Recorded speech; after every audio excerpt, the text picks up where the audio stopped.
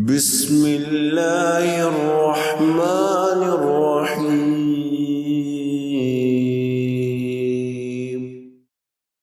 نحمده ونصلي على رسوله الكريم اعوذ باللہ من الشیطان الرجیم بسم اللہ الرحمن الرحیم رب اشرح لي صدری ویسر لي امری واحلل عقدۃ من لسانی یفقهوا قولی۔ تمام تعریفیں اللہ رب العزت کے لیے ہیں کہ جس نے ہمیں بے شمار نعمتیں عطا کی ہیں، اور ان عظیم اور بے شمار نعمتوں میں سے ایک نعمت والدین کی نعمت بھی ہے۔ قرآن کریم میں اللہ رب العزت نے بہت ساری جگہوں پر ہمیں والدین کے ساتھ حسن سلوک کا حکم دیا ہے، اور جب اللہ تعالیٰ کسی کام کے کرنے کا حکم دے دیں تو اس کا مطلب ہے کہ اب یہ ہمارے اوپر فرض ہے، ہم نے اس کام کو کرنا ہے۔ بالکل اسی طرح سے جیسے اللہ رب العزت کا ارشاد ہے وَأَقِيمُوا الصَّلَاةَ، اور نماز قائم کرو، اسی طرح سے اللہ رب العزت نے ہمیں حکم دیا ہے کہ والدین کے ساتھ حسن سلوک کریں، والدین کے ساتھ اچھے طریقے سے پیش آئیں۔ تو یہ بھی ہمارے اوپر اسی طرح سے فرض ہے کیونکہ اللہ رب العزت کا حکم ہے۔ یہاں میں ایک آیت آپ سے شیئر کروں گی۔ قرآن کریم میں حضرت لقمان علیہ السلام اپنے بیٹے کو نصیحت کرتے ہوئے فرماتے ہیں کہ اللہ رب العزت کے اس حکم کو یاد رکھنا، انشکر لی ولوالدیک الی المصیر، میرے شکر گزار بندے بننا اور اپنے والدین کے شکر گزار بننا، پھر تم سب کو پلٹ کر میری طرف واپس آنا ہے۔ میرے بھی شکر گزار بندے بننا اور اپنے والدین کے شکر گزار بندے بننا۔ وعلیکم السلام۔ تو سب سے پہلا حق ہمارے اوپر اللہ رب العزت کا ہے۔ پہلے نمبر پر ہمارے اوپر یہ فرض عائد ہوتا ہے کہ ہم اللہ تعالیٰ کے شکر گزار بندے بنیں، اور اس کے بعد اپنی زندگی میں ہم نے جن کا شکر گزار بننا ہے وہ ہمارے والدین ہیں، وہ ہماری والدہ بھی ہیں اور ہمارے والد بھی ہیں۔ پھر سورہ لقمان کی آیت نمبر 13 ہی میں اللہ رب العزت فرماتے ہیں کہ ذرا یاد کیجئے کہ حضرت لقمان علیہ السلام جو زندگی کی حکمتیں اپنے بیٹے کو سکھا رہے ہیں تو کیا کہتے ہیں وَإِذْ قَالَ لُقْمَانُ لِابْنِهِ، اور جب لقمان علیہ السلام نے اپنے بیٹے سے کہا وَهُوَ يَعِظُهُ، اور وہ اپنے بیٹے کو نصیحت کر رہے تھے یا بنیا، اے میرے رب لا تشرک باللہ، اللہ کے ساتھ زندگی میں کسی کو شریک نہ ٹھہرانا، ان الشرک لظلم عظیم، بے شک شرک بہت بڑا ظلم ہے۔ اور اس کے بعد فوراً فرمایا کہ اللہ رب العزت کا شکر ادا کریں اور اپنے والدین کا شکر ادا کریں، اور پھر تم سب کو اپنے حساب کتاب کے لیے پلٹ کر میرے پاس واپس آنا ہے۔ اس کا مطلب ہمارے مفسرین کہتے ہیں یہ ہے کہ ہم جو والدین کے ساتھ آج سلوک کر رہے ہیں، چاہے وہ ہمارے والد ہیں چاہے وہ ہماری والدہ ہیں، خواہ یہ سلوک ان کی زندگی میں ہم کر رہے ہیں یا ان کی زندگی کے بعد کر رہے ہیں، یعنی والدین کے ساتھ جو حسن سلوک کا ہمیں حکم دیا گیا ہے وہ ان کی زندگی میں بھی ہے اور ان کی زندگی کے بعد بھی ہے۔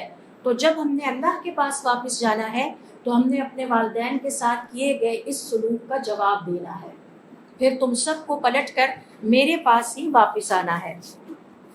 آئیے ذرا دیکھتے ہیں آج کا جو لیسن ہے وہ ہمارا والد کے حوالے سے ہے۔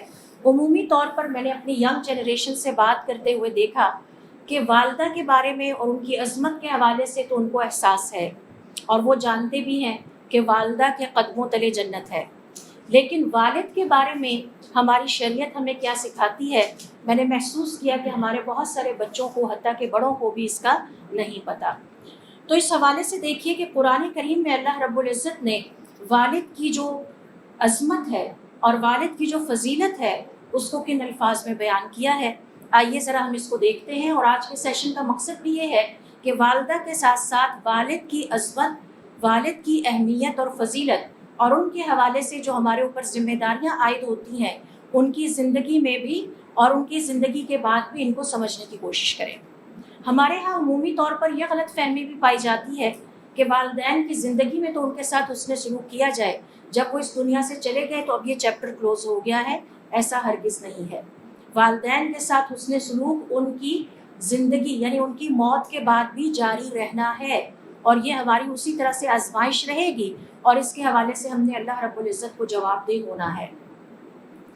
تو اس حوالے سے قرآن کریم میں دیکھیے اور حضور اکرم صلی اللہ علیہ وسلم کی احادیث کو ذرا ہم دیکھتے ہیں تو سب سے پہلی فضیلت جو والد کی بیان کی گئی ہے، آپ صلی اللہ علیہ وسلم فرماتے ہیں فالوالد اوسط ابواب الجنت، والد جنت کے درمیانی دروازوں میں سے ہے، اور جنت کے دروازے حاصل کرنا اور قیامت والے دن جنت کے دروازوں پر بہترین ریسیپشن، استقبال حاصل کرنا ہم سب کا یقیناً خواب ہے، اور ہم سب اپنی زندگی میں اس مقصد کو اپنانا چاہتے ہیں۔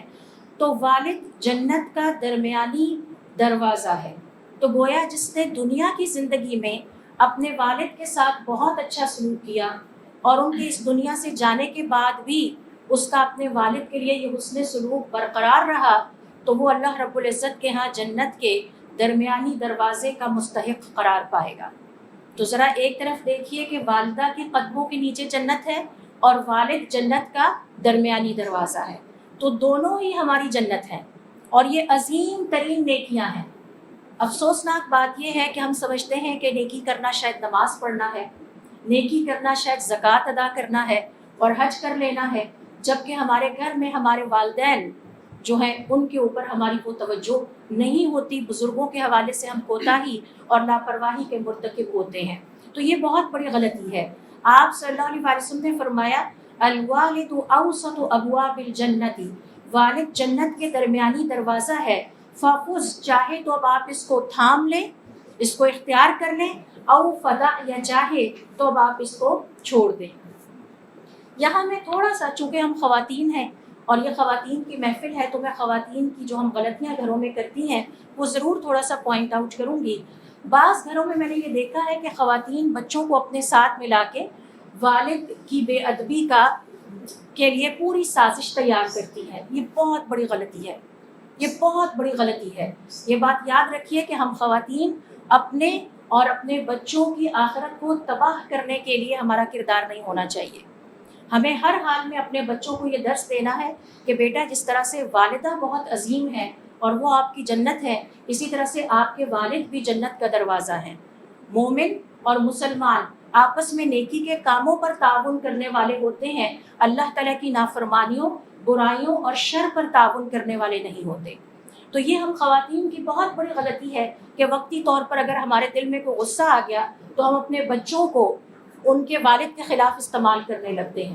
ہونا یہ چاہیے کہ بچوں کی یہ تربیت کی جائے کہ میرے اور آپ کے والد کے اختلافات ہم دونوں کی حد تک ہیں، آپ کا فرض ہے کہ آپ اپنے والد کی اسی طرح سے عزت اور تکریم کیجیے، تاکہ بحیثیت ماں میں قیامت والے دن اللہ رب العزت کے سامنے سرخرو ہو سکوں کہ تمام تر اختلافات کے باوجود میں نے دنیا کی زندگی میں اپنے بچوں کو اپنے والد کی بے حرمتی یا بے عزتی یا ان کو انسلٹ کرنے کی تربیت نہیں دی تھی، اور اے اللہ تعالیٰ، میں نے آپ کا حکم تسلیم کیا تھا۔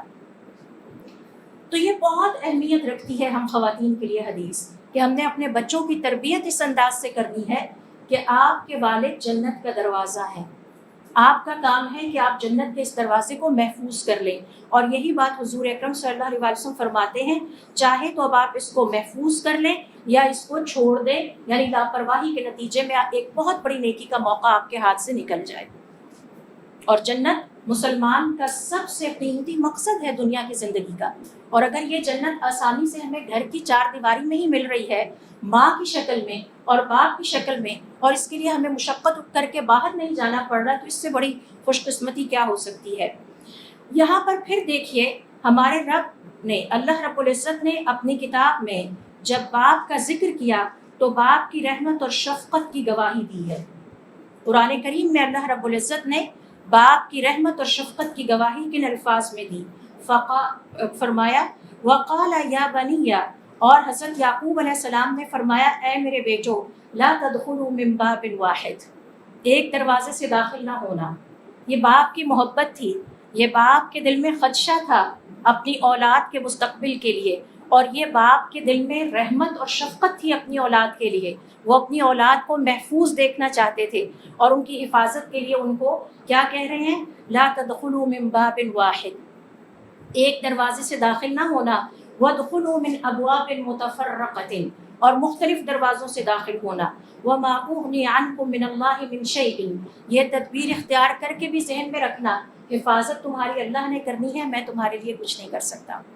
تو اپنی اولاد کو رخصت کرتے ہوئے کس قدر قیمتی نصیحت کہ جس میں محبت اور شفقت کے ایلیمنٹ پائے جاتے ہیں، اور اس محبت اور شفقت کی گواہی اللہ تعالیٰ نے قرآن کریم میں دی. اور پھر فرمایا ان الحکم الا للہ، یہ بھی یاد رکھنا حکم صرف اللہ ہی کا چلتا ہے، فیصلہ اللہ ہی کا چلتا ہے. علیہ توکلت، میں بھی اسی پر توکل کرتا ہوں. وعلیہ فلیتوکل المتوکلون، اب آپ کو بھی اسی کے اوپر توکل کرنا چاہیے. تو اپنے بیٹے کو، اپنے بیٹوں کو خوبصورت نصیحت کرتے ہوئے، ان کی ہمیشہ کی حفاظت کا اپنے ذہن میں خیال لاتے ہوئے، والد انتہائی محبت اور شفقت کے ساتھ اپنے بیٹوں کو رخصت کر رہے ہیں اور ساتھ نصیحت کر رہے ہیں کہ، اور یہ توکل میں سے ہے اسباب کا اختیار کرنا، کہ اسباب بھی اختیار کرو اور اپنے رب پر بھی یقین، بھروسہ اور توکل کرتے رہنا. اور یہ بات ذہن میں رکھنا حکم صرف اللہ ہی کا چلتا ہے. پھر اس کے بعد ہم دیکھتے ہیں قرآن کریم ہی کے مطالعے سے اللہ رب العزت فرماتے ہیں کہ جب وہ بیٹے مختلف دروازوں سے داخل ہوئے تو ظاہر ہے کہ اس تدبیر میں کوئی ایسی طاقت نہیں تھی.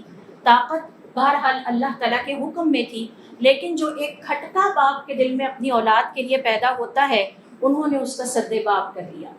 تو آپ اس سے اندازہ لگائیے کہ باپ کے دل میں کہیں بہت گہرائی میں اپنے بچوں کے لیے کتنی رحمت اور شفقت کے جذبات پائے جاتے ہیں. پھر اسی طرح سے باپ کی عظمت کی گواہی اور اس کی فضیلت کی گواہی اللہ رب العزت نے قرآن کریم میں ایک اور انداز سے بھی دی ہے، اور وہ یہ کہ اسلام میں لے پالک اولاد کا تصور ختم کر دیا ہے. بچے کو ایڈاپٹ نہیں کیا جا سکتا، کیونکہ اس سے بچے کی نسبت اپنے والد کے ساتھ نہیں رہتی. اللہ تعالیٰ چاہتے ہیں کہ ہر والد کو اس کا یہ حق ملے کہ اس کا بچہ اسی کی نسبت سے، اسی کے نسب سے اور اسی کے نام سے پکارا جائے. تو یہ اللہ رب العزت نے والد کا حق محفوظ کرنے کے لیے ہماری شریعت میں یہ حکم نازل کیا اور ہمیں حکم دیا. اگین میں آپ سے شیئر کر رہی ہوں کہ فقہ کا قاعدہ ہے کہ جب اللہ رب العزت کسی کام کے کرنے کا حکم دے دیتے ہیں تو وہ حکم ہمارے اوپر واجب ہو جاتا ہے. جیسے اللہ تعالیٰ نے فرمایا وَأَقِيمُوا الصَّلَاةَ، اور نماز قائم کرو. تو اللہ تعالیٰ یہاں ہمیں حکم دے رہے ہیں سورہ احزاب کی آیت نمبر 5 میں ادعوہم لآبائہم، اپنے بچوں کو ان کے باپوں کی نسبت سے پکارو. ہوا اقسط عند اللہ، یہ اللہ کے نزدیک زیادہ انصاف پر مبنی معاملہ ہے. تو اسلام میں لے پالک یا اڈاپٹڈ جو چائلڈ ہے اس کا کوئی کانسیپٹ نہیں ہے، اور اس کا کانسیپٹ نہ ہونے کی وجہ یہ ہے کہ اس سے بچوں کے حسب اور نسب تبدیل ہو جاتے ہیں اور والد کا ایک بہت بڑا حق مارا جاتا ہے. والد کو اللہ تعالیٰ نے جو عظمت اور فضیلت عطا کی ہے وہ مسخ ہو کے رہ جاتی ہے. ہاں، یتیموں کی پرورش کرنے، ان پر خرچ کرنے اور ان کے ساتھ اچھا سلوک کرنے کی ہمارا دین ہمیں ہدایت کرتا ہے، لیکن اس کے ساتھ یہ شرط رکھی گئی ہے کہ ان کے حسب اور نسب میں کوئی تبدیلی نہ کی جائے. یہ بچے کے ساتھ بھی ظلم ہے کہ جب وہ 25 سال کا ہو، 24 سال کا ہو تو اسے یہ پتہ ہی نہ ہو کہ میرے والدین کون ہیں. اور یہ والد اور والدین کے ساتھ بھی ظلم ہے کہ انہیں یہ پتہ نہ ہو کہ میرا بچہ کہاں پہ ہے اور کس حال میں ہے. فیصلے اللہ کے ہیں، فیصلے میرے اور آپ کے نہیں ہیں.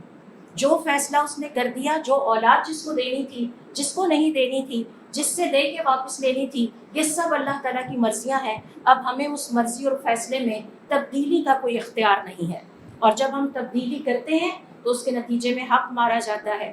یہی وجہ ہے کہ ہمارا دین ہمیں یہ سکھاتا ہے کہ بچوں کو ان کے باپوں سے کی نسبت سے پکارا جائے، اور ان کے حقیقی باپوں کا انہیں پتہ ہونا چاہیے، اور یہ اللہ رب العزت کے نزدیک زیادہ عدل و انصاف والا معاملہ ہے.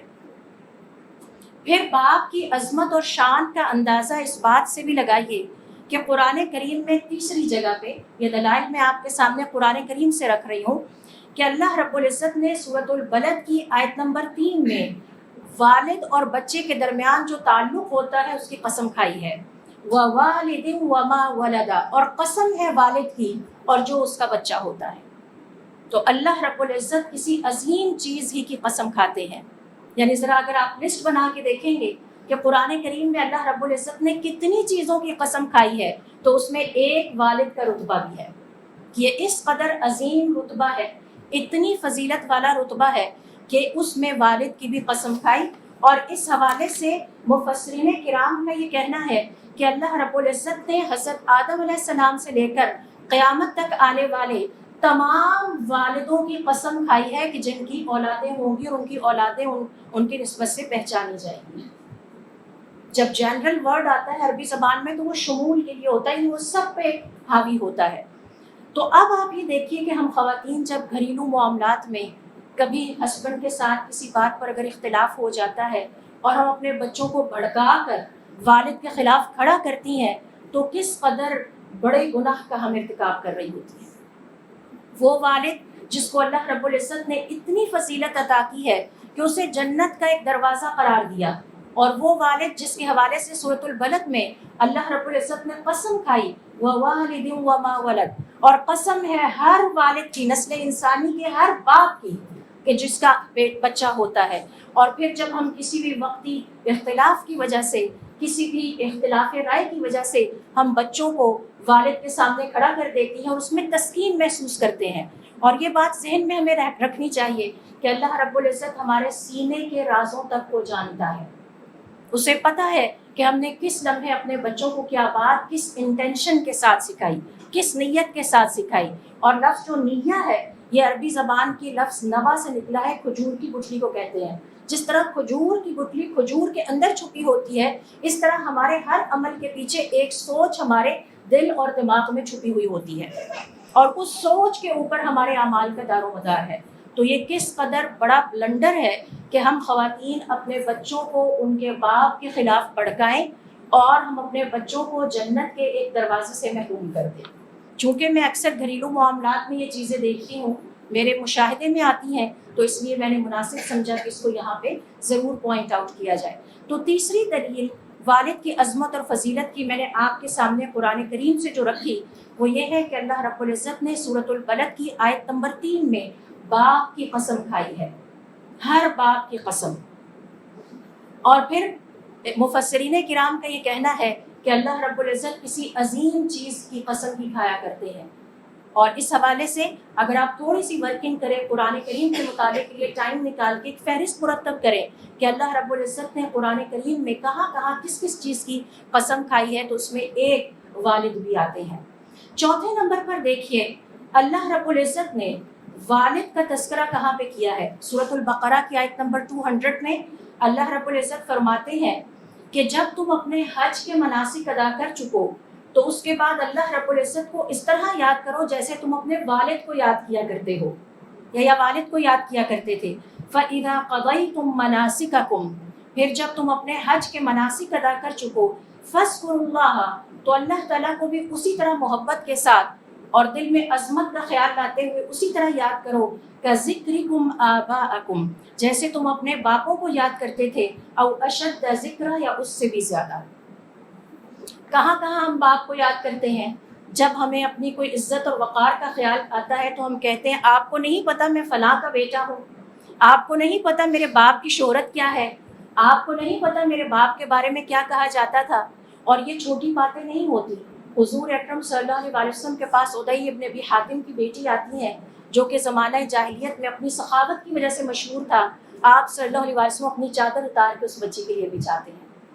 یہ باپ کی شہرت تھی جو بیٹی کے کام آئی۔ حضور اکرم صلی اللہ علیہ وسلم خود پیغمبر وقت ہیں، آپ کی بیٹی آتی تو آپ اٹھ کر خود بیٹی کی طرف بڑھتے۔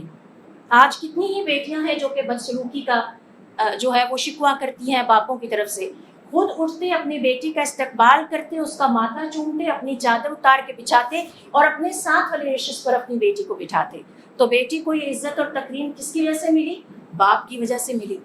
عدی ابن ابی حاتم کی بیٹی کو اگر عزت اور تکریم ملی تو کس کی وجہ سے ملی؟ باپ کی شہرت کی وجہ سے ملی۔ تو باپ کی اہمیت ہمارے دین میں بہت زیادہ ہے اور ہمیں اس کو نظر انداز نہیں کرنا چاہیے۔ ہم خواتین کے اوپر یہ فرض عائد ہوتا ہے تمام تر ذاتی اختلافات کے باوجود، چونکہ ہم اللہ رب العزت کے سامنے اس عمل کے جواب دہ ہیں، ہمیں اپنے بچوں کی تربیت میں یہ چیز شامل کرنی چاہیے کہ وہ اپنے باپوں کی عزت کرنے والے بنیں۔ اور اگر آج ہم انہیں باپ کی بے عزتی کرنے والی اولاد بنائیں گے تو پھر ہمیں اس دن کا انتظار کرنا چاہیے جب وہ ماں کے اوپر بھی اسی ٹون کے ساتھ چیخیں گے اور بات کریں گے اور اختلاف رائے کا اظہار کریں گے اور کہیں گے آپ ہی نے تو ہمیں یہ سکھایا ہے۔ تو یہ دنیا میں اس بد عملی کی سزا ہے۔ تو اس لیے ہمیں اپنے ہر پہلو میں اس بات کو یاد رکھنا چاہیے کہ ہمارا نامہ اعمال ہمارے ہاتھ میں ہے۔ ابو قتادہ رحمۃ اللہ علیہ فرماتے ہیں، اے انسان، آج جو تم لکھوا رہے ہو کل کو تمہیں پڑھنا ہوگا۔ تو اس بات کو ذہن میں رکھیں کہ میں کیا لکھوا رہی ہوں. بھلے میرا شوہر غلطی کر دے، میرے پاس غلطی کی گنجائش نہیں ہے. وہ اپنا نامہ اعمال خراب کرنا چاہتا ہے تو کر لے، میں اپنا نامہ اعمال خراب نہیں کروں گی. میں اپنے بچوں کو ہر حال میں یہی سکھاؤں گی کہ آپ نے اپنے والد کی عزت کرنی ہے اور اپنے والد کے ساتھ اچھا سلوک کرنا ہے. پھر اسی طرح سے قرآن کریم سے ایک اور دلیل ہمیں ملتی ہے کہ جس سے پتہ چلتا ہے کہ والد کو ہماری شریعت نے کتنی عزت دی ہے، اور وہ یہ کہ والد کا اثر اپنے بچوں پر بہت گہرا ہوتا ہے. سورۃ الزخرف کی آیت نمبر 22 میں اللہ رب العزت کا ارشاد ہے، بل قالو، جب انہیں توحید کی تعلیم دی گئی قوموں کو، اور جب سیدھے رستے پر چلنے اور اللہ کی طرف آنے کی تعلیم دی گئی، تو ان سب نے بیک زبان پکار کر کہا، انا وجدنا آباءنا علی امۃ، ہم نے تو آج تک اپنے باپ دادا کو یہی سب کچھ کرتے دیکھا تھا. بتوں کی پوجا کرتے تھے، انہی بتوں کی پوجا کرتے تھے. آج آپ آ کے ہم سے کہہ رہے ہیں کہ ہم ان بتوں کو چھوڑ دیں جن کو ہمارے باپ دادا جن کی عبادت کرتے تھے. تو اس سے آپ اندازہ لگائیے کہ پیغمبر وقت کا وہ اثر اپنی قوم پر نہیں ہے جو کہ باپ دادا کے جو نقش چھوڑے ہوئے ہیں وہ اپنی اولادوں پر ہیں، اور وہ اپنے باپ دادا کی روش کو ترک کرنے کے لیے تیار نہیں ہے. اور ایک پیغمبر وقت کہہ رہا ہے کہ جو کچھ آپ کر رہے ہیں یہ بتوں کی پوجا اور یہ سب کچھ غلط ہے، اس کو چھوڑ کے توحید کی طرف آ جائیں. لیکن اس کے باوجود وہ قومیں آگے سے کیا جواب دے رہی ہیں، ہم نے تو اپنے باپ دادا کو یہی سب کچھ کرتے پایا ہے. کیوں؟ کیونکہ انسان کو یہ یقین ہوتا ہے کہ میرا باپ یا میرا دادا میرے لیے کسی بھی باہر کے انسان سے زیادہ رحمت اور شفقت اور اخلاص کے جذبات رکھتا ہے، وہ میرے لیے زیادہ مخلص ہے. میرا باپ جو مجھے نصیحت کرے گا وہ زیادہ اخلاص کے ساتھ کرے گا. تو اللہ رب العزت نے اس اثر کا ذکر بیان کرتے ہوئے فرمایا، قالوا، ان سب نے کہا، انا وجدنا آباءنا علی امۃ، ہم نے تو انہی طور طریقوں پر اپنے باپ اور دادا کو پایا ہے. اور نوٹ کیجیے یہاں کہیں ابھی ماں کا ذکر نہیں آ رہا. اس کا یہ مطلب نہیں ہے کہ ماں کا درجہ نہیں ہے، ماں کا بھی درجہ ہے، وہ اپنی جگہ ایک عظیم عبادت اور آزمائش اور امتحان ہے، اور باپ اپنی جگہ ایک عظیم عبادت اور آزمائش اور امتحان ہے. اور ہمارا کام یہ ہے کہ ہم دونوں امتحانوں میں پورا اترنے کے لیے جد و جہد کریں. اور پھر فرمایا، وَإِنَّا عَلَىٰ آثَارِهِمْ مُهْتَدُونَ، ہم تو اپنے باپ دادا کے نقش قدم پر ہی چلیں گے. تو جو باپ کا اثر ہوتا ہے وہ بہت مضبوط ہوتا ہے. یہ الگ بات ہے کہ فی زمانہ باپ اپنا رول ادا نہیں کر رہا، باپ اپنا کردار ادا نہیں کر رہا، اس کو جو لیڈرشپ کا رول اللہ تعالیٰ نے دیا تھا وہ اس سے پیچھے ہٹ چکا ہے، یا اس کو یہ شعور نہیں ہے کہ مجھے یہ رول بھی ادا کرنا ہے. امام سبحانی رحمۃ اللہ علیہ اپنی تفسیر میں فرماتے ہیں، اور آیت یہ ہے، اے ایمان والو، اپنے آپ کو اور اپنے گھر والوں کو آگ سے بچاؤ.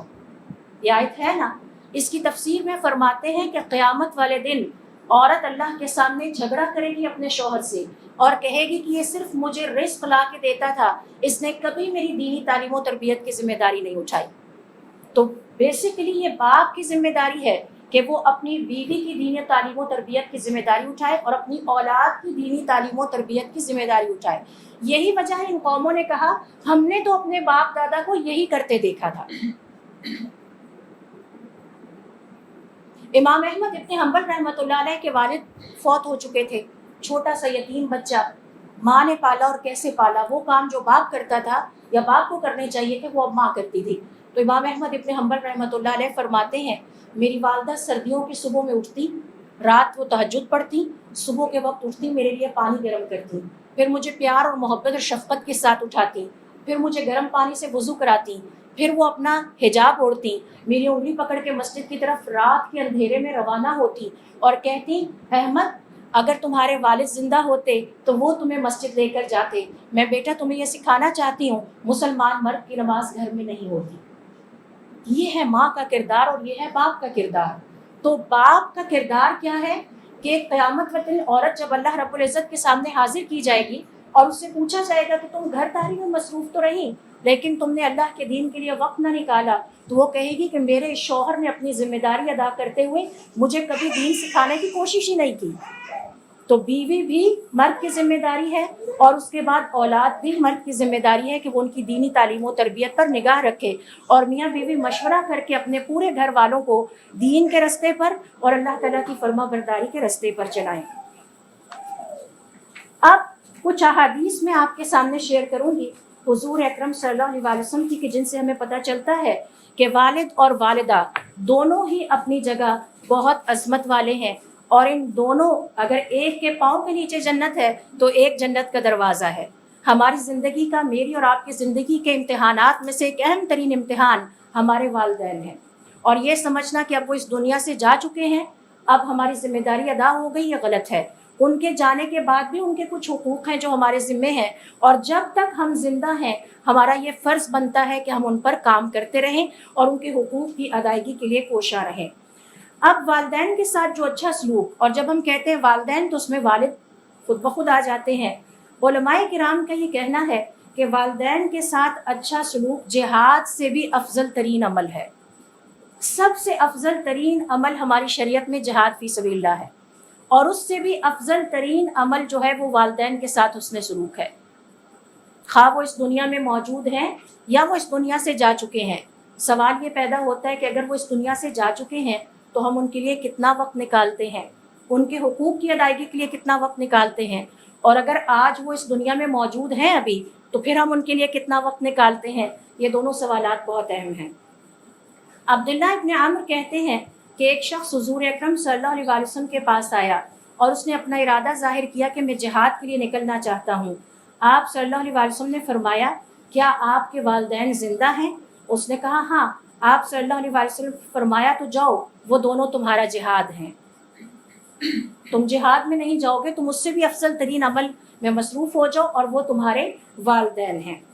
लिहाजा ये है वालिदैन की अज़मत और फजीलत, और इसमें दोनों शामिल हैं, वालिद भी शामिल हैं और वालिदा भी शामिल हैं। लिहाजा उलमाए किराम का ये कहना है कि अपनी ताकत और अपनी इस्तिताअत के मुताबिक अपने वालिद की खिदमत करने और उनके साथ हर मुमकिन हुस्न सलूक करने की पूरी हमें कोशिश करनी चाहिए। और ज़ाहिर है कि हुजूर अकरम सल्लल्लाहु अलैहि वसल्लम ने भी हमें यही तालीम दी है, और बल्कि हमारी शरीयत हमें ये सिखाती है, कबीरा गुनाहों में से एक गुनाह वालिदैन के साथ बदसलूकी है। यानी हमें वालिदैन के सामने उफ कहने की भी इजाज़त नहीं दी गई। मैं यूनिवर्सिटी में जब अपने स्टूडेंट्स को पढ़ा रही होती हूँ, हमारी क्रिटिकल थिंकिंग की क्लास चलती है, तो मैं अपने स्टूडेंट्स से सवाल करती हूँ, क्या ये वालिदा के साथ हुस्न सलूक है कि हम घर जाके अपनी वालिदा से पूछे कि आज आपने हमारे लिए क्या पकाया है, और हम भरपूर जिस्मानी सेहत और क़ुव्वत की मालिक भी हैं। होना तो ये चाहिए कि हम उनके लिए या तो पका के रख के आएँ या जाके पकाएं और उनसे कहें आए टेबल लगा के अम्मा जान आप खाना खाएं, मेरे साथ बैठिए। हो क्या रहा है कि बेटी पीएचडी की क्लास लेके घर जाके शाउट करके कहती है कि आपने आज हमारे लिए फिर टींडे पका दिए, जबकि हुजूर अकरम सल्लल्लाहु अलैहि वसल्लम की सुन्नतों में से एक सुन्नत ये है कि खाना अगर पसंद है तो खा लें, वरना खामोश हो जाए। तो ये वालिदैन के साथ हुस्न सलूक तो नहीं है, ये बेटी का अपनी वालिदा के साथ कोई हुस्न सलूक नहीं है। उफ कहने की भी इजाज़त हमें नहीं दी गई, न झिड़कने की इजाज़त दी गई है, शाउट करना तो दूर की बात है। और मुझे बार बार स्टूडेंट्स को ये बात समझानी पड़ती है, आपकी टोन ऑफ वॉइस आपके बड़ों और ख़ास तौर पर आपके वालिदैन की टोन ऑफ वॉइस से लो होनी चाहिए। आपकी जो आवाज़ है उनकी आवाज़ से ऊंची नहीं होनी चाहिए। और इस हवाले से जब मैं चाइनीज़ रिलीजन्स पढ़ा रही थी और जैपनीज़ रिलीजन्स पढ़ा रही थी तो मैं बहुत हैरान हुई कि जिस इज़्ज़त और तकरीम का मुज़ाहरा अपने वालिदैन के लिए हम मुसलमान कौम को करना चाहिए, वो ये कौमें करती हैं। जैपनीज़ की अगर आप कोई ऐसी वीडियो देखें जिसमें वो अपने पेरेंट्स के साथ हैं, तो वो अपने वालिदैन के सामने जब आते हैं तो सर झुकाए आते हैं। और वो वालिदैन के लिए जब कोई फंक्शन होता है या घर में गेट टुगेदर होता है तो एक ऊंचा स्टेज रखते हैं जिस पे वालिदैन सबसे ऊपर बैठे होते हैं और बाकी सारे बच्चे उनके सामने नीचे बैठते हैं। और फिर जब वो वालिदैन के साथ बात करके पलटते हैं तो वो उनकी तरफ पीछा नहीं करते, वो जिन कदमों से आए थे उन्हीं कदमों से झुके हुए वापस चले जाते हैं। और जब इसके बारे में मैंने पढ़ा फिलियल पाइटी, वालिदैन के साथ हुस्न सलूक, चाइनीज़ और जापानीज़ कॉन्सेप्ट, तो उनके यहाँ ये है कि वालिदैन के साथ तरफ पीठ भी नहीं करनी है, बैक नहीं करनी पेरेंट्स के साथ। तो वो क्या करते हैं, ये उनके यहाँ कॉन्सेप्ट है, उनके रिलीजन का कॉन्सेप्ट है फिलियल पाइटी, कि जिसमें उन्होंने अपने वालिदैन के सामने जब आना है तो सर झुका के आना है। वालिदैन के घर में हमेशा बैठने के लिए एक ऊंची जगह है, फंक्शन में भी एक वुडन ऊंचा स्टेज है जिसमें वो सबसे ऊपर बैठे हैं, बुजुर्ग ऊपर होंगे, बच्चे सारे नीचे होंगे। और जब उन्होंने वालिद के सामने आना है तो सर झुकाए हुए, हाथ जोड़े हुए खड़े होना है, जैसे किसी बादशाह के सामने लोग खड़े होते हैं। और जब वापस जाना है तो उन्हें कदमों पर पलट के वापस जाना है, उन्होंने बैक करके पेरेंट्स की तरफ वापस नहीं जाना। تو یہ حسن سلوک کے وہ منظر ہیں جو بنیادی طور پر مسلمان قوم کے ہاں نظر آنے چاہیے تھے، جو کہ مسلمان قوم کے ہاں نظر نہیں آتے، اور جنہیں اللہ نے خود حکم دیا اور قرآن کریم میں اتنی جگہوں پہ حکم دیا، اور میں نے آپ سے کم از کم 7 سے 8 آیات جو ہیں وہ شیئر کی ہیں، اور ابھی یہ ساری نہیں ہے، یہ صرف چند میں نے آپ سے شیئر کی ہیں کیونکہ ہمارے پاس اس سیشن کے لیے اتنا ٹائم نہیں ہے۔ پھر اسی طرح سے دیکھیے حضور اکرم صلی اللہ علیہ وسلم اپنی ایک اور حدیث میں فرماتے ہیں رضا الرب فی رضا الوالد، رب کی رضا اور خوشی والد کی رضا اور خوشی میں ہے۔ تو اللہ تعالیٰ نے اپنی خوشی کو والد کی خوشی اور رضا میں رکھ دیا۔ وسخط الرب فی سخط الوالد، اور اللہ رب العزت کی ناخوشی ناپسندیدگی اور غصہ والد کے ناپسندیدگی ناخوشی اور غصے میں ہے۔ تو کیا اس کے بعد ہم خواتین کو یہ سوٹ کرتا ہے کہ ہم چھوٹی چھوٹی سے اختلافات پر اپنے بچوں کو والد کی ساتھ برا سلوک کرنے کی جو ہے وہ تربیت دیں؟ قطعاً ہمارے پاس یہ نہیں ہے حق، اور اس کے لیے اگر ہم ایسا کر رہی ہیں تو قیامت والے دن ہمیں اللہ رب العزت کو اس کا جواب دینا ہوگا، جیسا کہ میں نے سیشن کے شروع میں آیت پڑھی ہوا الیہ المصیر، اپنے رب کے شکر گزار بندے بن جاؤ اور اپنے والدین کے شکر گزار بن جاؤ، پھر تم سب کو مل کر میرے پاس واپس آنا ہے جواب دینے کے لیے۔ تو اولاد والدین کے حوالے سے جواب دے گی اور والدین اولاد کے حوالے سے جواب دیں گے، میاں بیوی کے حوالے سے جواب دے گا۔ اس وقت بیوی جھگڑتے ہوئے یہ کہے گی یہ مجھے کھانا پینا اور رزق لا کے دیتا تھا لیکن اس نے کبھی میری دین کی تعلیم و تربیت کے لیے کوشش نہیں کی تھی۔ پھر اسی طرح سے علماء کرام کا یہ کہنا ہے کہ والد کو ناخوش کرنا یا ناراض کرنے کا مطلب یہ ہے کہ اللہ رب العزت کی نافرمانی والی کوئی بات نہ ہو۔ مثال کے طور پر اگر والد کہتے ہیں کہ اللہ کے ساتھ کسی کو شریک ٹھہراؤ، جیسا کہ حضرت ابراہیم علیہ السلام کا قصہ ہمارے سامنے ہے، تو حضرت ابراہیم علیہ السلام اپنے والد کو جھڑکتے نہیں ہیں، حضرت ابراہیم علیہ السلام نے اپنے والد کے ساتھ سختی نہیں کی، بڑے پیار محبت الفاظ میں کہا یا ابتی، اے میرے پیارے ابا جان۔ ذرا انداز نوٹ کیجئے کہ شرک والا معاملہ ان کو سمجھا رہے ہیں، اس پہ بھی اپنے والد کو جھڑکا نہیں ہے، سخت الفاظ کا استعمال نہیں کیا، تانے نہیں دیے، بلکہ بڑی محبت اور شفقت سے فرما رہے ہیں اے میرے پیارے ابا جان، یا ابتی، یا ابھی بھی نہیں کہا اے میرے ابا جان نہیں، اے میرے پیارے ابا جان۔ بڑی محبت کے ساتھ اپنے والد کو بتا رہے ہیں کہ یہ شرک ہے اور شرک ہمارے لیے جائز نہیں ہے۔ اسی طرح سے حضور اکرم صلی اللہ علیہ وسلم کی ایک اور حدیث دیکھیے کہ جس میں حضور اکرم صلی اللہ علیہ وسلم فرماتے ہیں لا یجزی ولد والدہ، کوئی بچہ بھی اپنے والد کا حق پورا ادا نہیں کر سکتا۔ والدہ کی عظمت بھی اپنی جگہ ہے اور والد کی عظمت بھی اپنی جگہ ہے، الا ان یجدہ مملوکا، سوائے اس کے کہ وہ اپنے والد کو کہیں غلام پائے، کسی کا غلام پائے، فیشتریہ، پھر وہ اپنے والد کو خرید لے، فیعتقہ، پھر اس کو آزاد کر دے۔ یہ حضور اکرم صلی اللہ علیہ وسلم کی حدیث ہے کہ جس کے بارے میں علماء کرام یہ کہتے ہیں سوائے اس کے کہ اچانک اسے پتہ چلے کہ اس کا والد کہیں غلام ہے اور پھر وہ اپنے والد کو خرید لے اور پھر خرید کر اس کو آزاد کر دے، ادروائز اس کے علاوہ کوئی اور شکل نہیں ہے کہ جس میں کوئی انسان یہ سمجھتا ہو کہ میں اپنے والدین کا یا والد کا حق ادا کر سکتا ہوں۔ ایک اور حدیث میں حضور اکرم صلی اللہ علیہ وسلم فرماتے ہیں کہ ایک شخص آپ کے پاس بیعت کے لیے آیا اور ہجرت کا ارادہ تھا اس کا، اور وہ اپنے والدین کو روتا ہوا چھوڑ آیا اور رو رہے تھے، اور اس نے آ کے بیان کیا کہ یا اللہ میں آپ کی خاطر اپنے والدین کو روتا ہوا چھوڑ آیا ہوں اور میرا دھیان ان کی طرف ہے۔ آپ صلی اللہ علیہ وسلم نے فرمایا تم ان دونوں کے پاس واپس چلے جاؤ اور ان کو اسی طرح سے ہنساؤ جیسا کہ تم نے ان کو رلایا تھا، ان کو اسی طرح سے خوش کر دو جیسا کہ تم نے ان کو رلایا تھا۔ تو ہر طرح سے اپنے والد اور والدہ کو خوش کرنا یہ ایک عظیم ترین عبادت ہے، جہاد فی سبیل اللہ سے بھی بڑی عبادت ہے، جہاد فی سبیل اللہ سے بھی بڑی عبادت ہے، اور اس میں والد اور والدہ دونوں برابر کے شریک ہیں۔ اسی طرح سے پھر دیکھیے حضور اکرم صلی اللہ علیہ وسلم کی احادیث کے مطابق ہمیں پتہ چلتا ہے اور قرآن کریم کی آیات سے بھی پتہ چلتا ہے کہ اللہ رب العزت نے والدین کے ساتھ اچھے سلوک کو اپنی عبادت کے فوراً بعد بیان کیا۔ دونوں ایک ساتھ آئے ہیں، میری عبادت کرنا، میرے ساتھ کسی کو شریک نہ ٹھہرانا، اور والدین کے ساتھ اچھا سلوک کرنا۔ ہر وہ انداز، ہر وہ طور طریقہ کہ جس کے نتیجے میں والدین خوش ہو جائیں وہ حسن سلوک اور نیکی کے زمرے میں آتا ہے۔ ذرا آئیے تھوڑا سا ہم ٹائم نکالتے ہیں اور دیکھتے ہیں کہ ہمارے جو سلف صالح تھے وہ اپنی زندگیوں میں اپنے والدین کو خوش کرنے کے لیے کیا کیا کرتے تھے۔ تو اس حوالے سے ہمارے فرماتے ہیں ابو قتادہ رحمۃ اللہ علیہ کہ جس نے دن میں 5 نمازیں ادا کیں وقت پہ اچھے طریقے سے، وہ اپنے رب کا شکر گزار ٹھہرا، اور جس نے ان 5 نمازوں میں اپنے والدین کے لیے دعا کی، چاہے وہ زندہ ہیں چاہے وہ اس دنیا سے جا چکے ہیں، وہ اپنے والدین کا شکر گزار ہے۔ اور امام نووی رحمۃ اللہ علیہ فرماتے ہیں ہمارے نزدیک سمجھا جاتا تھا کہ جس نے کم از کم 3 نمازوں میں اپنے والدین کے لیے دعا نہیں کی وہ والدین کا نافرمان ہے۔ تو ان کے ساتھ حسن سلوک کی ایک شکل یہ ہے، چاہے وہ زندہ ہیں چاہے وہ جا چکے ہیں، اس دنیا سے انتقال کر چکے ہیں، ان کو اپنی دعاؤں میں شامل کیا جائے، ان کے چلے جانے کے بعد بھی ان کے لیے دعائیں کی جائے۔ ظاہر ہے کہ ان کی زندگی میں جو دعائیں کی جائیں گی وہ اور ہیں، اور ان کے لیے آخرت میں جو دعائیں کی جائیں گی وہ اور طرح سے ہیں، آخرت کی بہتری کے لیے جو دعائیں کی جائیں گی۔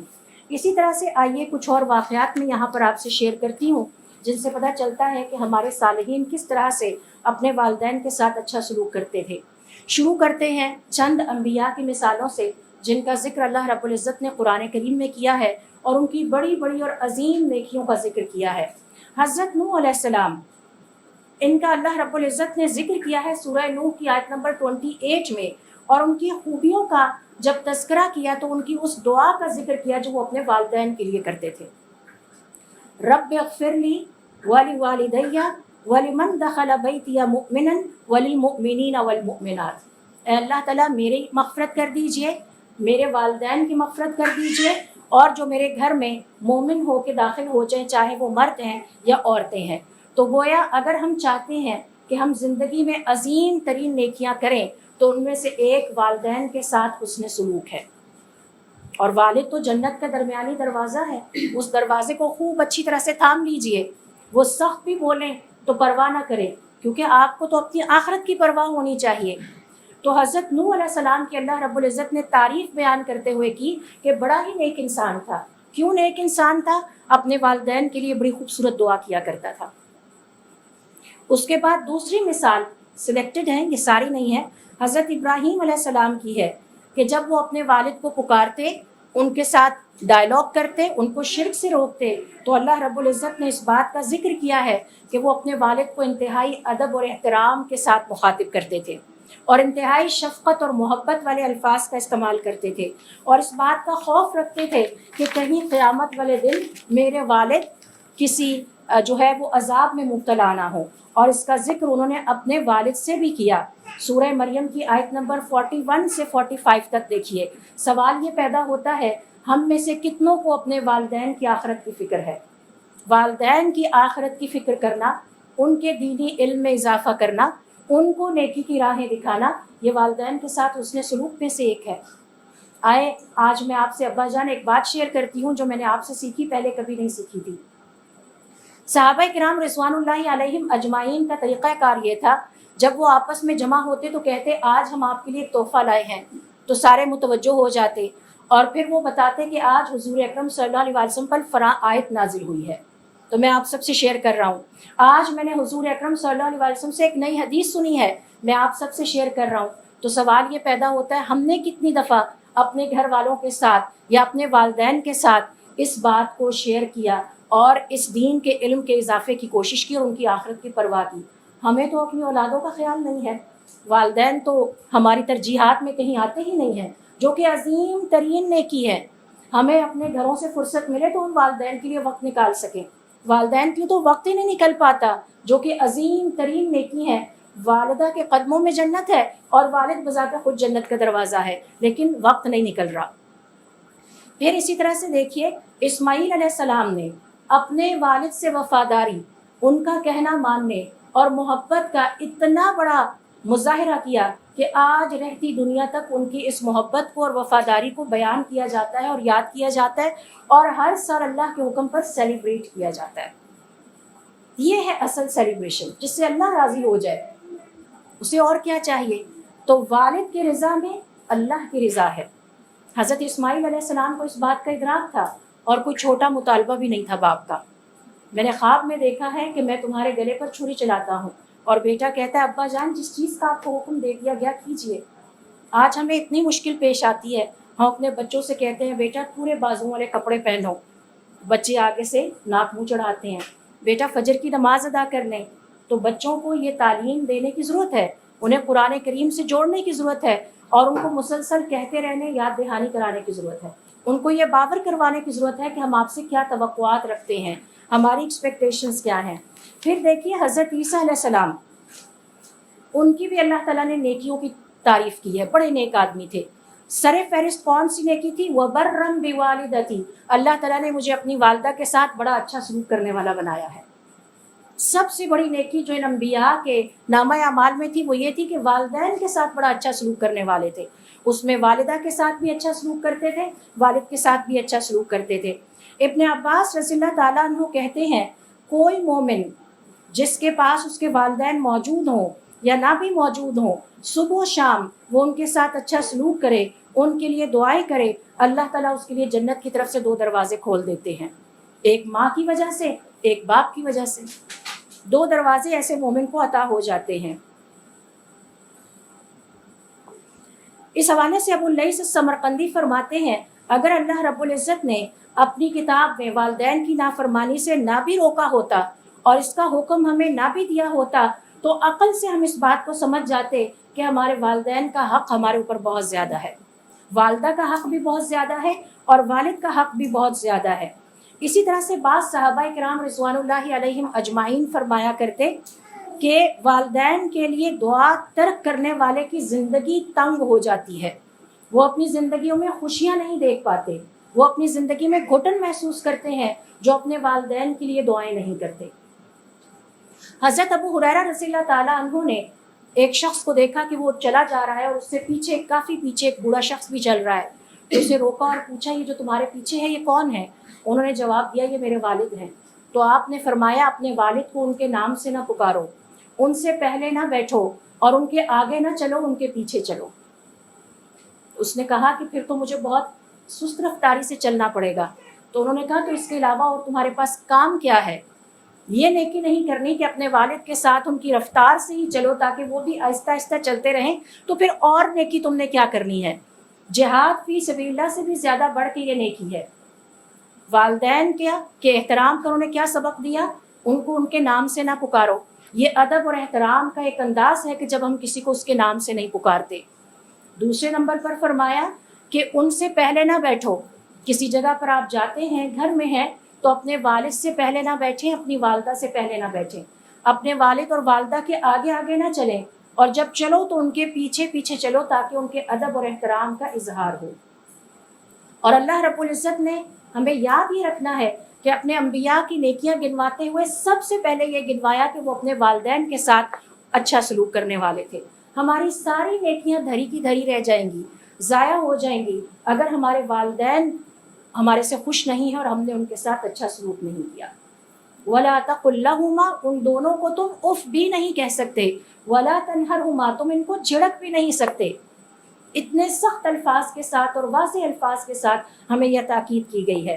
تو بعض صحابہ کرام یہ کہا کرتے تھے کہ جو بچے اپنے والدین کے لیے دعا نہیں کرتے وہ اپنی زندگی کو تنگ پاتے ہیں, گھٹن والی پاتے ہیں, ان کی زندگی میں خوشیاں نہیں آتی. اسی طرح سے کعب کہتے ہیں اللہ رب العزت اس شخص کو تباہ کر دیتا ہے, ہلاک کر دیتا ہے جو اپنے والدین کے ساتھ حسن سلوک نہیں کرتا اور جو اپنے والدین کا نافرمان نہیں ہوتا ہے تاکہ اس کو عذاب میں مبتلا کرے. اور اللہ رب العزت ہر اس شخص کی عمر میں برکت عطا کرتے ہیں جو اپنے والدین کے ساتھ اچھا سلوک کرنے والا ہوتا ہے. تو اپنے والدین کے ساتھ وقت گزارنے کے لیے وقت نکالیں, یہ سب سے بڑی نیکی ہے. باقی نیکیاں ساری اس کے بعد آتی ہیں.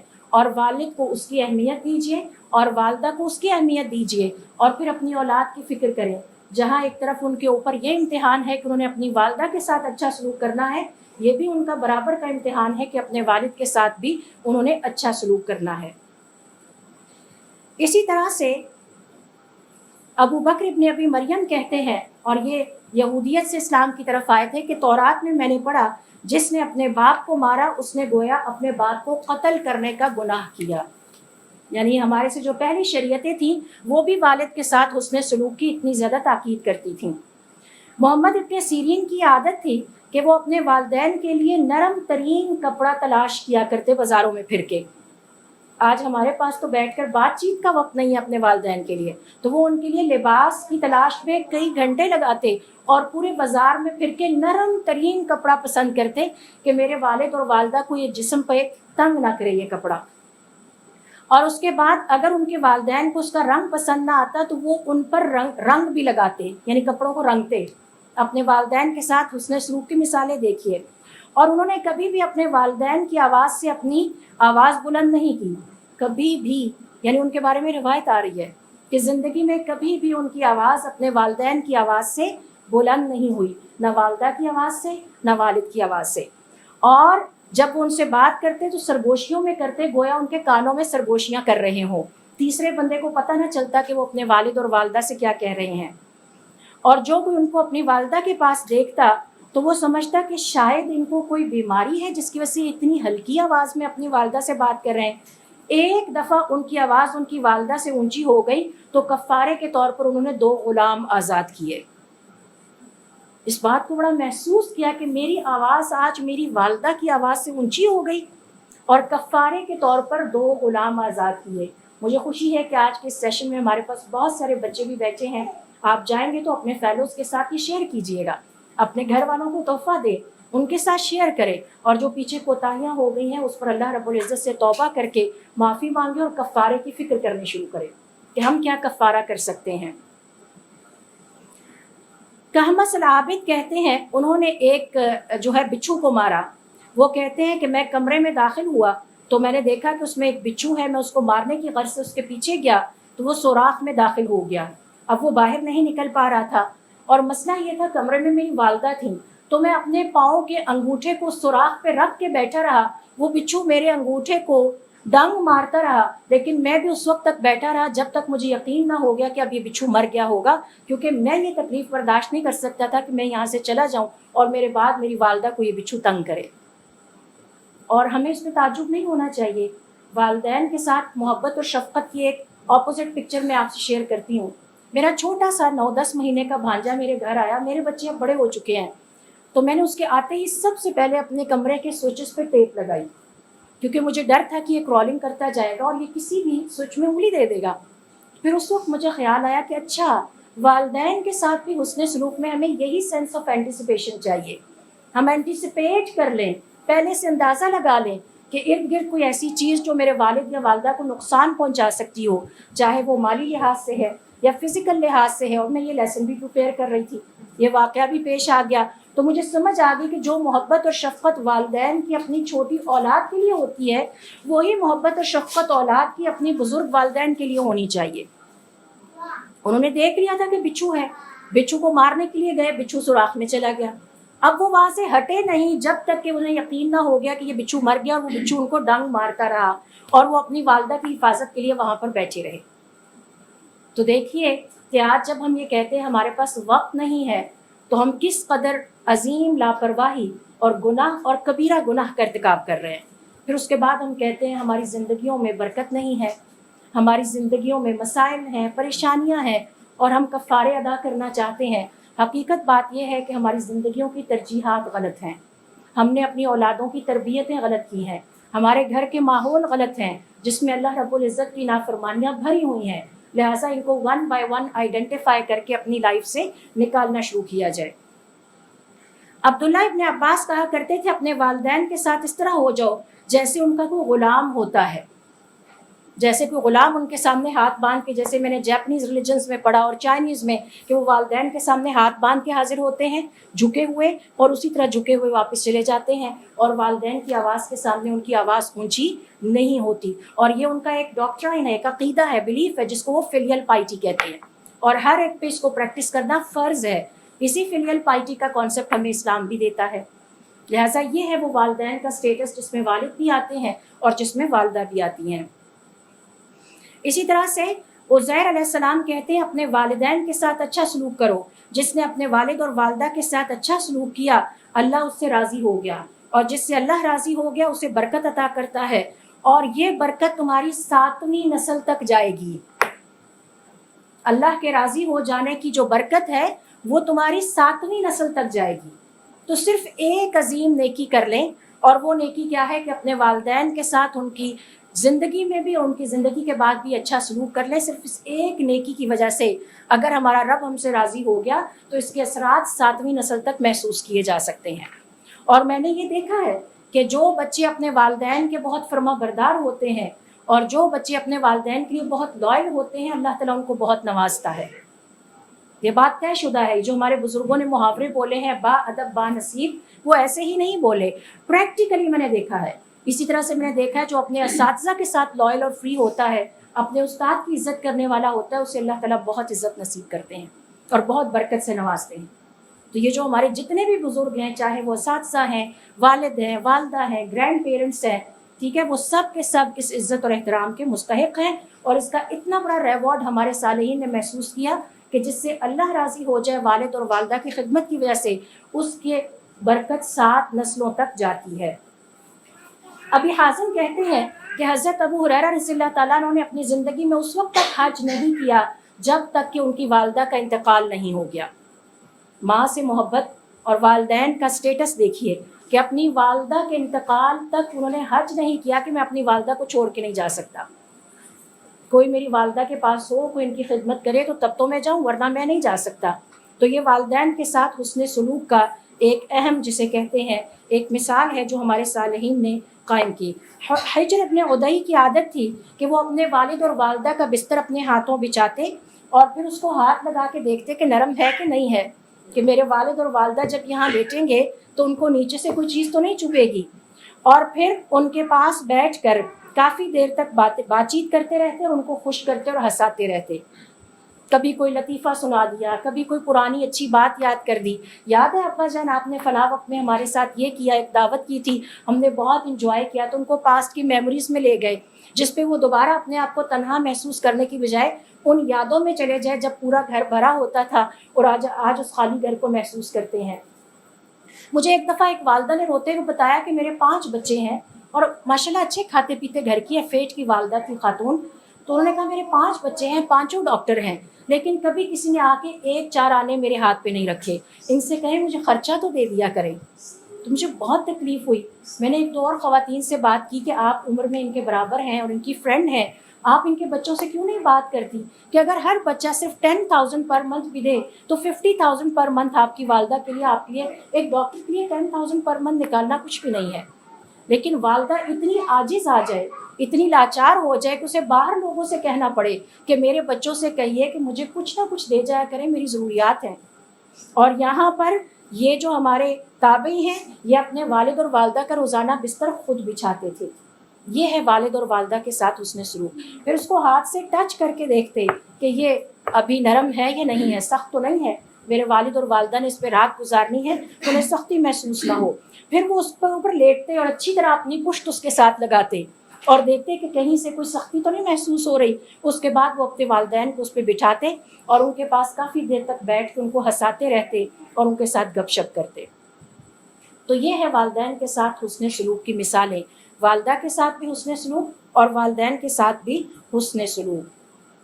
امام احمد ابن حنبل رحمۃ اللہ علیہ نے 30 سال تک شادی نہیں کی. جب ان سے سوال کیا گیا تو انہوں نے کہا کہ میری والدہ زندہ ہیں اور میں نہیں چاہتا کہ میری والدہ کی بادشاہت میں کوئی اور عورت میری بیوی بن کے مخل ہو. ان کی والدہ کا انتقال ہوا, ان کی عمر 31 سال ہوئی تو پھر انہوں نے شادی کی. اپنا اپنا انداز ہے, اپنا اپنا انداز ہے والدین کے ساتھ حسن سلوک کا اور اپنی اپنی سوچ ہے. اسی طرح سے ابن عباس رضی اللہ تعالیٰ عنہ کہتے ہیں کہ یہ جو اللہ رب العزت نے فرمایا ہے, جو آیت میں نے شروع میں آپ کے سامنے تلاوت کی, ان اشکر لی, اے بندو میرے شکر گزار بن جاؤ, ولی والدی کا, اور اپنے والدین کی شکر گزار بن جاؤ, الی المصیر, تم سب کو پھر میرے پاس آنا ہے. تو کہتے ہیں کہ جس نے اللہ کا شکر ادا کیا اور اپنے والدین کا شکر ادا نہ کیا, اللہ تعالیٰ اس کے شکر کو قبول نہیں کرتا.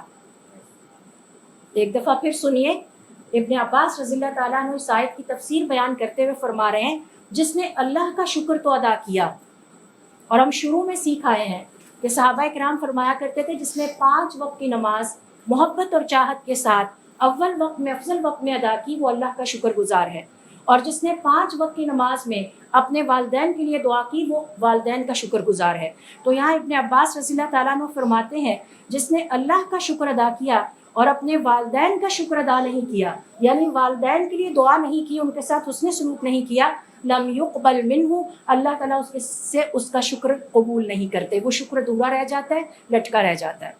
تو ہم بھلے اللہ کے لیے کتنی نیکیاں کر لیں، لیکن اگر ہم نے والدین کے ساتھ اچھا سلوک نہیں کیا، ہمارا شکر اللہ کے ہاں قبول ہی نہیں ہوا۔ ہم والدہ کے ساتھ تو اچھا سلوک کر لیں، لیکن والد کو نظر انداز کرتے رہیں کسی بھی بات کی وجہ سے۔ مثال کے طور پر ایک بچی کو میں نے سنا، اس کے دل میں غصہ تھا کہ میں اسٹیٹسٹکس رکھنا چاہتی تھی اور میرے والد نے مجھے میڈیکل رکھوا دیا۔ اب وہ ہر جگہ اپنے والد کے خلاف بول رہی ہے۔ کسی بھی وجہ سے اگر والد کے ساتھ بدسلوکی کرتی ہے تو ظاہر ہے کہ آپ کی باقی تمام جو عبادتیں ہیں وہ معلق رہیں گی جب تک آپ والدین کے بھی شکر گزار نہیں ہو جاتے۔ اور یہ قول تشریح کرنے والا کون ہے؟ حضرت ابن عباس رضی اللہ تعالیٰ عنہ۔ ابن عمر رضی اللہ تعالیٰ عنہ کہتے ہیں کہ میں نے ایک شخص کو دیکھا کہ جو کعبہ کا طواف کر رہا تھا اور اس نے ایک دفعہ اپنی والدہ کو اٹھا کے طواف کیا، بزرگ والدہ ہیں، اور ایک دفعہ والد کو اٹھا کے طواف کیا، اور ابن عمر رضی اللہ تعالیٰ عنہ کی طرف دیکھا اور کہا کہ کیا اب میں نے اپنے والدین کا حق ادا کر دیا؟ آپ نے فرمایا کلا، ہرگز نہیں۔ بڑا اس کو تعجب ہوا کہ بھائی میری ہڈیاں ٹوٹ گئی ہیں، میں اتنی دور سے سفر کر کے خرچ کر کے ان کو لایا ہوں اور میں ان کو حج کرا رہا ہوں اور آپ کہہ رہے ہیں ہرگز نہیں۔ حضرت ابن عمر رضی اللہ تعالیٰ عنہ نے فرمایا اس لیے کہ جب یہ تمہاری پرورش کرتے تھے اور تمہارے بوجھ اٹھاتے تھے تو ان کے دل میں تمہاری لمبی زندگی کی آرزویں اور دعائیں ہوتی تھیں۔ آج جب تم ان کو اپنے اوپر اٹھاتے ہو تو تم اللہ سے دعا کرتے ہو کہ یہ کب اس دنیا سے جائیں اور تمہاری جان چھوٹے۔ تو وہ جو انر فیلنگز ہیں وہ بھی کمی کر رہی ہیں اس ثواب میں۔ تو والدین کی خدمت کرتے ہوئے انہیں بوجھ سمجھنا، والدین کی خدمت کرتے ہوئے یہ سوچنا کہ کب یہ جائیں اس دنیا سے اور ہم آزاد ہوں اس بندش سے، یہ بھی اس نیکی کو ضائع کر دیتا ہے۔ تو آپ دیکھیے کہ یہ ہے والدین کا جو اجر اور والدین کی خدمت کی جو فضیلت ہے وہ ہماری شریعت کے مطابق۔ ابن محیریز کہتے ہیں کہ جس نے اپنے والد کو اس کے نام سے پکارا تو اس نے اپنے والد کی نافرمانی کر دی، کیونکہ والد کے ادب کا تقاضا یہ ہے کہ ان کو نام سے نہ پکارا جائے۔ اے پیارے ابا جان، حضرت ابراہیم علیہ السلام سے سیکھیے، آئیے مل کے سیکھتے ہیں کہ ابا جان کو کیسے پکارا جائے۔ اور ہمارے ہاں کیا ہوتا ہے کہ الٹا بچے کو سکھایا جاتا ہے اپنے باپ کو کہو نام بگاڑ کے، کوئی نام بولا جاتا ہے اسے بگاڑ کے نام سکھایا جاتا ہے کہ اسے کہو کہ یہاں آئے۔ یہ بات غلط ہے، یہ اسلام کے اصول کے خلاف ہے، اور اس بات کے خلاف ہے کہ جس میں حضور اکرم صلی اللہ علیہ وسلم فرماتے ہیں والد جنت کا درمیانی دروازہ ہے۔ تو والد کے نام کو بگاڑنا یا ان کے نام سے ہی پکارنا، مثال کے طور پر والد کا نام پکارتے ہوئے کہنا محمد ادھر آؤ، کہنا کیا ہے حضرت ابراہیم علیہ السلام کی طرح پیارے ابا جان ادھر آئیے۔ اور الفاظ بھی بڑا جادو ہے، اور یہ حلال جادو ہے۔ یہی الفاظ بھڑکاتے بھی ہیں، یہی الفاظ دور بھی کر دیتے ہیں، اور یہی الفاظ قریب بھی کراتے ہیں۔ ذرا ایک دن اپنے ابا جان کو کہیے پیارے ابا جان، تو آپ دیکھیے گا کہ وہ مڑ کے دیکھیں گے کہ آج کیا ہو گیا ہے، اور یہ ان کا حق ہے اور ان کو بہت اچھا لگے گا۔ وہ کئی دفعہ آپ سے اس بات کا ذکر کریں گے، ایک دفعہ آپ نے مجھے بہت پیار سے بلایا تھا۔ بالکل اسی طرح جیسے اولاد کا حق ہے کہ ان کو بھی پیار سے بلایا جائے، اس نام سے پکارا جائے جو نام ان کو پسند ہو، اور اس میں محبت اور شفقت کے الفاظ کا بھی اضافہ کر لیا جائے۔ صرف ابو کہہ کے نہ بلایا جائے، ابو جان کہ آپ ہماری جان ہیں، ٹھیک ہے؟ انہیں پتہ ہونا چاہیے کہ میری اولاد میرا احترام کرتی ہے، اور یہ احترام والد کا ہم خواتین کا فرض ہے کہ ہم اپنے بچوں کو سکھائیں۔ اگر قیامت والے دن بیوی اپنے شوہر سے کھڑی ہو کے جھگڑا کرے گی اور کہے گی کہ یہ مجھے دین کی تعلیم اور تربیت نہیں دیتا تھا، تو اولاد بھی جھگڑا کرے گی اور کہے گی کہ اللہ تعالیٰ ہماری اس ماں نے ہمیں کبھی والد کے احترام کا درس نہیں دیا تھا، ہماری ماں نے ہمیں نہیں سکھایا تھا کہ ہم اپنے والد کے رشتہ داروں کے ساتھ اچھا سلوک کریں، چچا کے ساتھ اچھا سلوک کریں، دادا کے ساتھ اچھا سلوک کریں، پھپھو کے ساتھ اچھا سلوک کریں۔ ہماری ماں ہمیں سکھاتی تھی کہ ہم ان کو ان ناموں سے پکاریں۔ تو یہ بات یاد رکھیے کہ والد جنت کا دروازہ ہے، اور یہ ہمارا بہت بڑا امتحان ہے۔ اللہ رب العزت سے دعا ہے کہ ہمیں دین سیکھنے کے لیے وقت نکالنے کی ہمت اور توفیق عطا فرمائیں، اور پھر اس پر عمل کرنے کی توفیق عطا فرمائیں، اور پھر اس پیغام کو اپنے ماحول میں عام کرنے کی توفیق عطا فرمائیں۔ سبحانک اللہم و بحمدک، اشہد ان لا الہ الا انت، استغفرک و اتوب الیک۔ Mm-hmm.